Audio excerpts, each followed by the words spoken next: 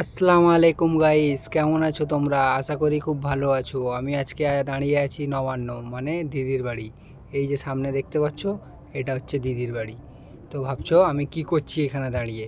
কি করছি না, আজকে যাব আমরা রাশিয়ান টি, মানে সেই ভাইরাল পাপিয়াদির কাছে। নাদিমও চলে এসছে, চলো যাওয়া যাক সেই ভাইরাল রাশিয়ান টি। কেমন খেতে সব রিভিউ পাবে তোমরা এই ভিডিওতেই। তো তোমরা সবাই আমাদের সাথে থাকো অ্যান্ড পাশে থাকো। চলো যাওয়া যাক রাশিয়ান টি।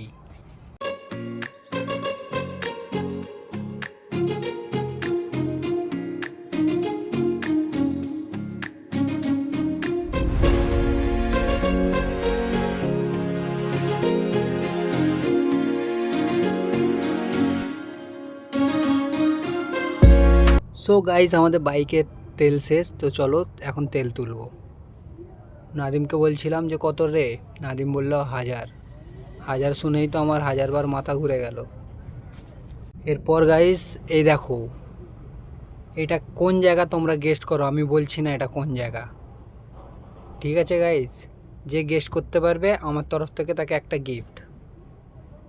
সো গাইজ, এই জায়গাটা খুবই ফেমাস জায়গা, অনেকজনই হয়তো চেনে, বাট বৃষ্টি হলে এটা সুইমিং পুল হয়ে যায়। তা আমরা পাপিয়াদির জন্য দেখো 7 সমুদ্র পার করে রাশিয়ান টি খেতে যাচ্ছি। তোমরা ভাবতে পারছো গাইজ, রাশিয়ান টি খেতে আমরা 7 সমুদ্র পার করে যাচ্ছি।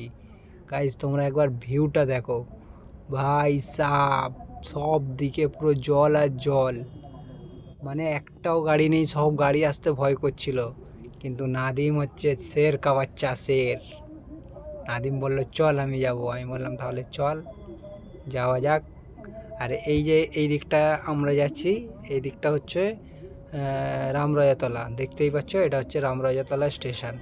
আর গাইজ আমরা আসছিলাম ক্যারি রোড হয়ে, বাট ক্যারি রোড হয়ে ওখানে দেখলাম পুলিশ ধরছে, তাই জন্য ভেতর দিক দিয়ে নিয়ে নিলাম। আর ভেতর দিক দিয়ে যাওয়ার সময় দেখি ওই অবস্থা, তো তাই জন্য একটু ঘুরে ঘুরে এলাম।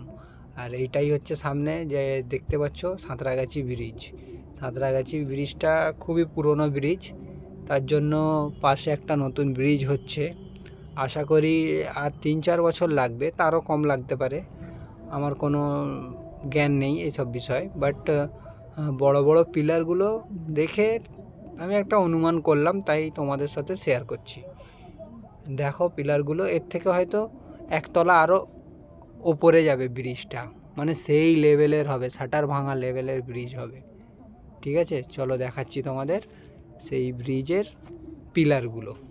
এই যে দেখতে পাচ্ছ সামনেই, দাঁড়াও আর একটু সামনে গেলে হয়তো দেখতে পাবে, বাট আমরা গিয়েছিলাম তো আমরা তাই দেখতে পাচ্ছি, আপনারা দেখতে পাচ্ছেন না। এই যে সামনে দেখুন, এই যে পিলারগুলো, মানে বুঝতে পারছেন কতটা উঁচু হবে, মানে সেই লেভেলের হবে।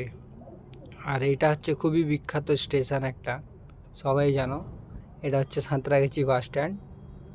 প্রচণ্ড ভিড় হয়, প্রচণ্ড ভিড়। আর দেখো গাইস, দেখো সাঁতরাগাছি স্টেশন সেই লেভেলের ভাই, সেই লেভেলের, মানে উপরে গাড়ি যাবে, তোমরা ভাবতে পারছো গাইস, উপর দিয়ে গাড়ি যাবে, মানে সেই লেভেলের হবে গাইস।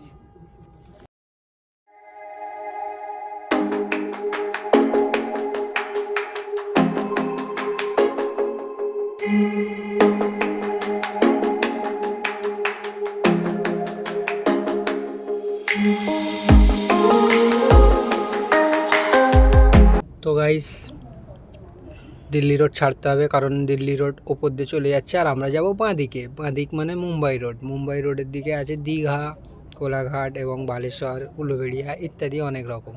তো বলতেই বলতে আমরা চলে এলাম নিবড়ে, খুবই ফেমাস একটা জায়গা নিবড়ে। তো এখানে পাঞ্জাবি খুবই ফেমাস, যাদের যাদের লাগবে, বিয়ের সিজন আসে, পারচেস করতে পারো। বলিউড, হলিউড, তারপরে রূপা আছে, অনেকেই আছে ইত্যাদি। আর এইদিকে দেখছেন, এদিকে দুটো রেস্টুরেন্ট আছে, খুবই ভালো রেস্টুরেন্ট, নামটা বলছি না, বাট সবাই জানো। তো চলো গাইজ যাওয়া যাক সেই রাশিয়ান টি, মানে পাপিয়াদি। Let's go guys.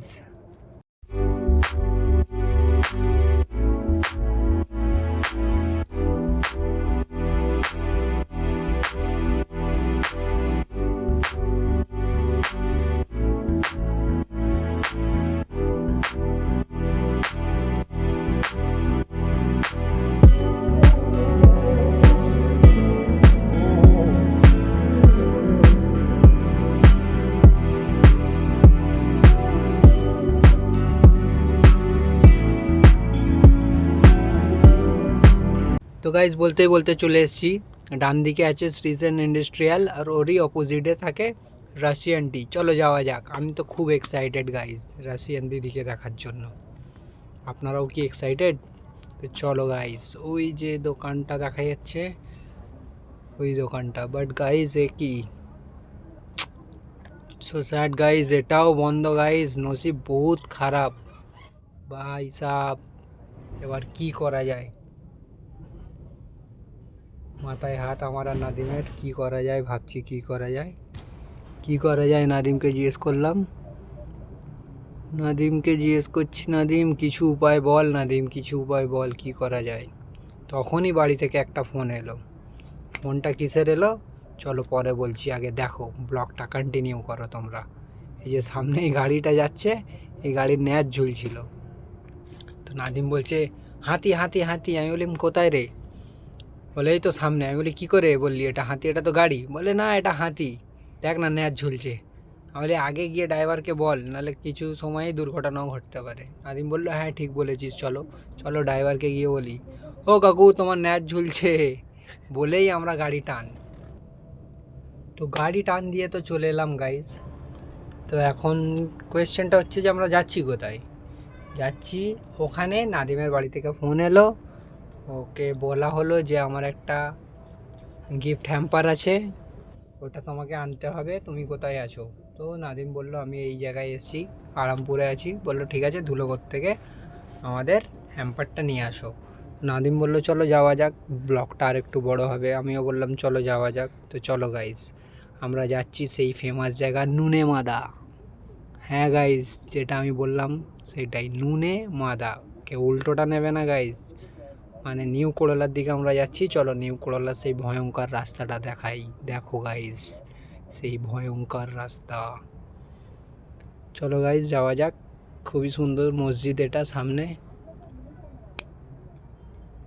তো সামনেই সেই বিখ্যাত পাগলা ভুনার দোকান, মানে হোটেল। যারা যারা এসছো আর যারা যারা খেয়েছো তারা হয়তো জানতে পারো যে খুবই ফেমাস পাগলা ভুনা। তো আর কিছুক্ষণ লাগবে, চলেই এসছি। এই যে চারমাতানি মোড়, এটা সোজা এইদিকে চলে যাচ্ছে ধুলোগড়, ধুলোগড় টোল ফোল এইদিকে যাচ্ছে, আর আমরা যাব সোজা দক্ষিণ করলা। তো চলো গাইস যাওয়া যাক, লেটস গো।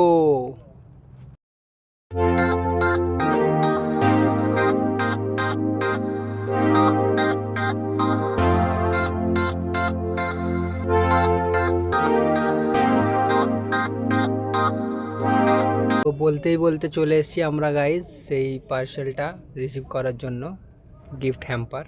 তো ফোন করলাম, বললো কিছুক্ষণ ওয়েট করো আমি নিয়ে আসছি। তো ফাইনালি গাইজ পার্সেলটা হাতে পেয়ে গেলাম, খুবই খুশি, বাট খিদেও পাচ্ছে। নাদিম বললো ফুচকা খাবো, তো চলো যাওয়া যাক ফুচকার দোকানে।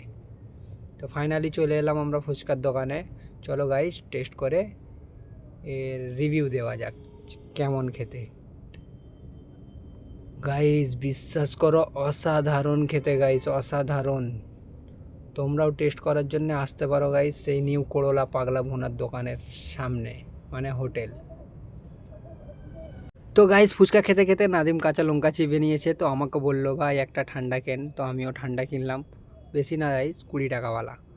তো গাইজ এইখানেই ভিডিওটা এন্ড করতে হবে, কারণ অনেক বড় হয়ে যাচ্ছে, আমাদের ফার্স্ট ব্লগ তো, একটু সাপোর্ট করো। চলো যাওয়া যাক আমাদের বাড়ি। তো গাইস টাটা বাই বাই, আবারও দেখা হচ্ছে নেক্সট ভিডিওতে। এরকমভাবেই সাপোর্ট করবে, পাশে থাকবে। Love you guys, love you.